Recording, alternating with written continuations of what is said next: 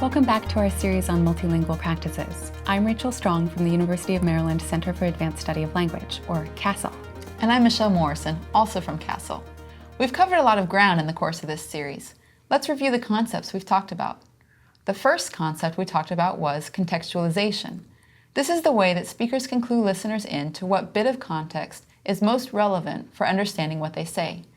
We looked at some different examples of the way speakers do that, first within a single language, then by combining elements from several different languages. The second concept we introduced was switching. This is a particular kind of contextualization cue where speakers combine elements from several languages in novel and unexpected ways in order to convey their attitudes toward what's being talked about, negotiate with other speakers about who's in charge, or to organize the flow of information and topics. The third and last concept we talked about was mixing.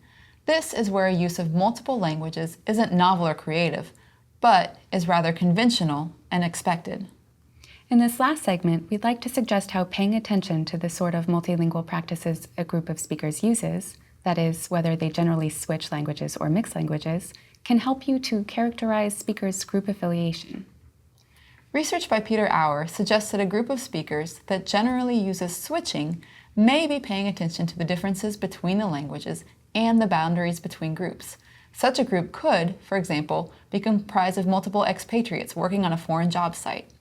By contrast, when a group of speakers generally uses mixing, Auer suggests that the borders between languages and groups aren't as salient to the participants. This kind of group could be a settled border population, for which mixing is a sign of group identity which sets them apart from the monolingual speakers around them. In this series, we've exemplified switching and mixing using conversations among a group of Somali speakers who also use Arabic and English. But the same principles can be applied to any multilingual group of speakers.